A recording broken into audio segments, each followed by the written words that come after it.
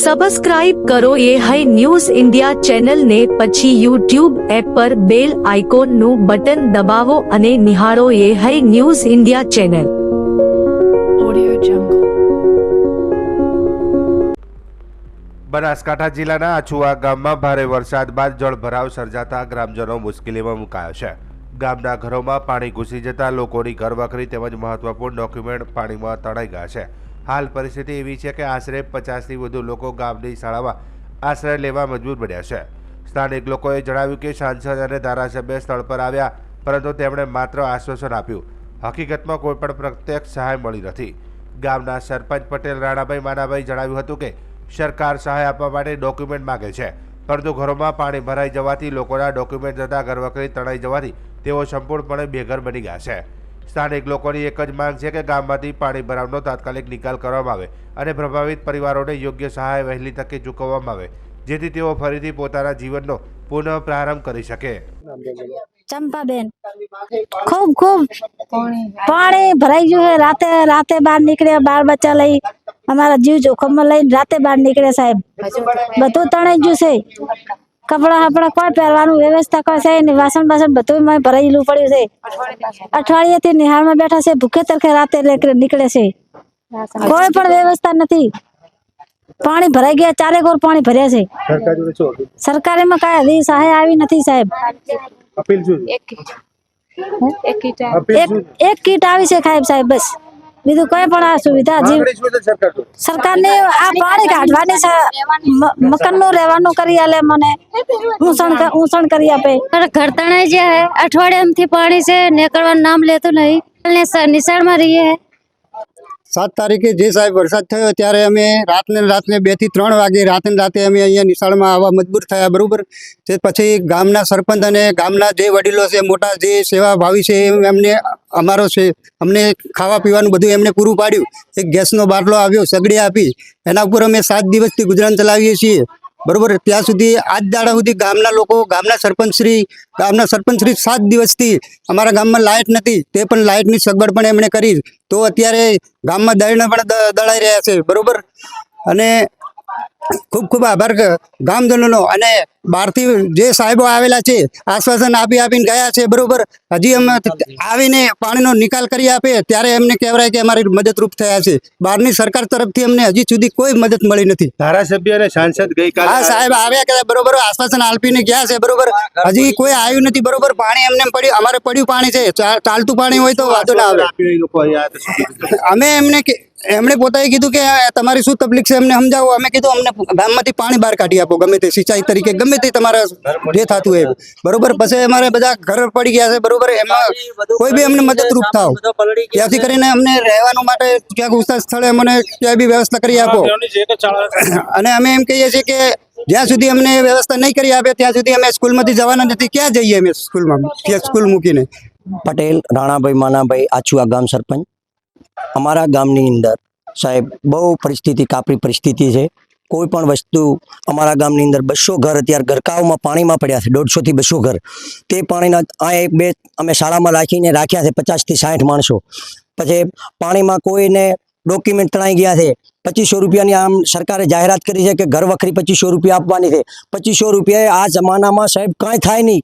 એક તેલનો ડબ્બો આવે, બીજું કાંઈ આવતું નથી સાહેબ। સરકાર પાસે અમારી કહે છે કે માણસોની આવી મજાક મત કરો, તમે જે થાય તેમાંથી બીજું કાંઈ હોય તો કરો, આપો, નકા અમારા પાણીનો નિકાલ કરો, એ અમારી માગણી છે સરકાર પાસે। પાક નુકસાન થઈ ગયું છે, ધોવાણ થઈ ગયું છે, કોઈ બચ્યું નથી। નકા તમે જાતે આવીને તમે સર્વે કરો એટલે તમને ખબર પડે કે કેવી આ પરિસ્થિતિ છે અમારી અત્યારે ગામની। અને તમે સર્વે કરવા વાળા મૂકો, આજે સર્વે ટીમ આવી હજી નથી, કોઈ સર્વે ટીમમાં આવીને મોકલો કે પાક નુકસાન કેટલું છે, ખેતરોમાં કાંઈ બચ્યું નથી। આ પશુઓમાં ડેરી 10 દાડાથી બંધ છે, ડેરી 10 દાડાથી બંધ છે, અને એમની કાપરી પરિસ્થિતિ છે। દૂધ બધા ઘરે બહાર રેડે છે, કોઈ કાંઈ ખાવાનું શું કરે? દૂધને અમારે કરવું કે એટલું દૂધ કેટલું રાખી શકાય અમે દૂધને? એમની કોઈક વ્યવસ્થા કરે અને એમને પશુઓને કોઈક આપે। જાહેરાત કરીને જતા રહ્યા છે બધા આવીને। ધારાસભ્ય આવ્યા હતા, સંસદ સભ્ય આવ્યા હતા, અમને ગામને મીઠું આશ્વાસન આપીને આવ્યા છે, અને આયા એ બદલે અમે એમનો આભાર માનીએ છીએ। પણ અમે એમ કહીએ છીએ કે વિધાનસભામાં જઈને અમારો પ્રશ્ન ઉપાડો સાહેબ, અને લોકસભામાં ગેનીબેનને કહો કે તમે લોકસભામાં જઈને ઉપાડો કે અમારું ગામ ગરકાવમાં પડ્યું છે। તમને અમે વોટ આપીએ છીએ, તમે અમારું એટલું કામ કરો, અમારે બીજું તમારી પાસે ગામના વ્યક્તિઓને શું કરાવવાનું હોય? ગામ પબ્લિક હેરાન થાય રીતે સાહેબ. પાણી ભરાવ ઠાકોરવાસ, બજાણિયાવાસ, કાપડીવાસ અને પટેલવાસમાં, ખેતરામાં, ગામડામાં પ્રજાપતિવાસ, આ ટોટલ ગામમાં, આખા ગામમાં પાણી છે. પાણી દરબારવાસ, જે કોઈ અહીં દરબારનું ઘર એક આખું તણાઈ ગયું છે. ગુજરાતના રાજ્યપાલ આચાર્ય દેવવ્રત હવે મહારાષ્ટ્રના રાજ્યપાલ તરીકે વધારાનો હવાલો પણ સંભાળશે. આ માટે આજે તેઓ અમદાવાદ કાલુપુર રેલવે સ્ટેશનથી તેજસ એક્સપ્રેસ ટ્રેન દ્વારા મુંબઈ જવા માટે પ્રસ્થાન કર્યું હતું. રાજ્યપાલ આચાર્ય દેવવ્રતે હવાઈ મુસાફરીના બદલે ટ્રેન દ્વારા મુંબઈ જવાનું પસંદ કર્યું હતું. આ અંગે તેમણે વાત કરતા જણાવ્યું હતું કે ટ્રેન દ્વારા મુસાફરીની સાથે સંવાદ થાય છે, આથી તેમણે ટ્રેનની મુસાફરી પસંદ કરી છે. महाराष्ट्र का जो जिम्मेदारी राज्यपाल के रूप में मुझे सौंपी गई है, लोगों से बातचीत करते, लोगों के बीच में बैठ के इस यात्रा को मैं तय करूँ मजबूती के साथ. माननीय प्रधानमंत्री जी के नेतृत्व में राष्ट्रपति जी ने जो जिम्मेदारी दी उसका मजबूती के साथ निर्वहन करने का प्रयास करूँ. હવામાન વિભાગની આગાહી અનુસાર 7 થી 10 સપ્ટેમ્બર દરમિયાન આપવામાં આવેલા રેડ એલર્ટના સંદર્ભે સોઈગામ, વાવ, થરાદ અને બાબર સહિતના વિસ્તારોમાં ભારે વરસાદ વરસ્યો હતો. આ પ્રચંડ વરસાદે વિનાશ વેર્યો હતો, જેમાં લાખો લોકોને જાનમાલનું મોટું નુકસાન થયું છે અને હજારો પરિવારો પૂરગ્રસ્ત બન્યા છે. સાથે જ પશુ ઢોર પણ મોટી સંખ્યામાં તણાઈ ગયા છે અને અનેકનું મોત થયું છે. હાલમાં અનેક વિસ્તારોમાં પાણી ભરાયેલા હોવાથી પશુઓને પૂરતો ઘાસચારો મળતો નથી. આવી સ્થિતિમાં વિવિધ સંસ્થાઓ દ્વારા પશુઓ માટે ખોરાક અને ચારાની પહોંચાડવામાં આવી રહી છે. આજે સવારે ધાનેરા ગૌ સેવા સમિતિ મિત્ર મંડળ દ્વારા 155 પેટી ગોળ અને બિસ્કિટના પેકેટો સહિત અંદાજે 80,000 રૂપિયાનો સામાન સુઈગામ મુકામે મોકલવામાં આવ્યો હતો. આ પ્રસંગે કાળુભાઈ દેસાઈ, કરશનભાઈ રાવ, કેતલભાઈ માળી સહિતના મિત્ર મંડળના સભ્યોએ સહયોગ સાથે હાજર રહ્યા હતા.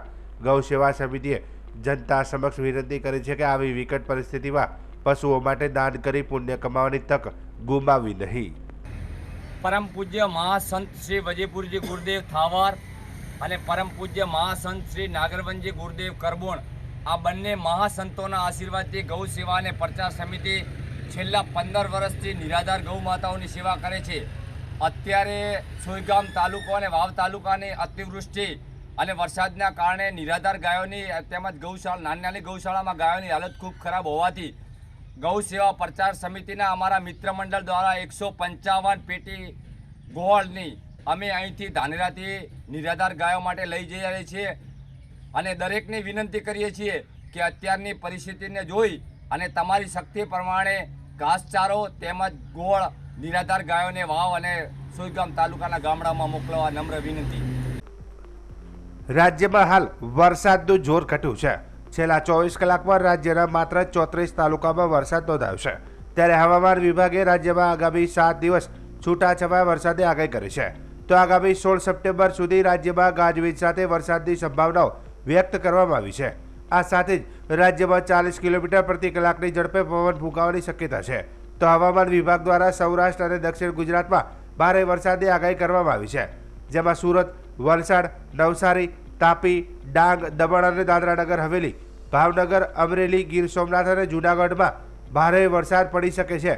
आने वाले 7 दिनों के लिए जो वेदर फोरकास्ट है गुजरात स्टेट के लिए, उसमें लाइट टू मॉडरेट रेन आने वाले 7 दिनों के लिए, जिसमें सारे डिस्ट्रिक्ट कवर है। और थंडर स्टॉर्म की बात करेंगे तो आने वाले 4 दिनों के लिए लाइट थंडर स्टॉर्म की वार्निंग है, जिसमें विंड की स्पीड 30 से 40 किलोमीटर पर आवर के आसपास रहने का पूर्वानुमान है। और रेनफॉल पूरे मानसून सीजन में 1 जून से लेकर आज 13 सितंबर तक जो रियलाइज हुआ है वो Gujarat as a whole state 27% normal के हिसाब से ज़्यादा हुआ है। और रीजन वाइज बात करेंगे तो गुजरात रीजन में जो रेनफॉल 1 जून से लेकर आज 1 सितंबर तक मानसून सीजन में हुआ है वो 23% ज़्यादा। और सौराष्ट्र और कच्छ में 1 जून से लेकर आज 1 से 13 सितंबर तक 33% नॉर्मल के हिसाब से ज़्यादा बारिश हुई है। राज्य सरकारे राज्यभરના નાસ્તા ફરતા આરોપીઓને પકડવા ઇનામ જાહેર કર્યા બાદ સુરત પોલીસ કમિશનર અનુપસિંહ ગહેલોતના માર્ગદર્શન હેઠળ એસઓજી દ્વારા ખાસ અભિયાન હાથ ધરાયું હતું। પોલીસની ટીમે ટોપ 16 મોસ્ટ વોન્ટેડ આરોપીની માહિતી એકત્રિત કરી તપાસ શરૂ કરી છે। આ અભિયાન દરમિયાન ઉમરા પોલીસ સ્ટેશનમાં ગુના રજિસ્ટર નંબર 29/2007 હેઠળ 302, 394, 120B મુજબના કેસમાં વોન્ટેડ આરોપી નરેશ કેસરીમલજી રાવળ સામે 45,000નું ઇનામ જાહેર હતું। આરોપી રાજસ્થાનનો રહીશ હોવાનો છતાં નામ બદલી કર્ણાટકના ઉડુપીમાં મજૂરી કામ કરતો હોવાનું બહાર આવ્યું હતું। એસઓજીની ટીમે સ્થાનિક વેપારીઓનો વેશ ધારણ કરી વોચ રાખી અને આખરે આરોપીને ઝડપી લીધો હતો।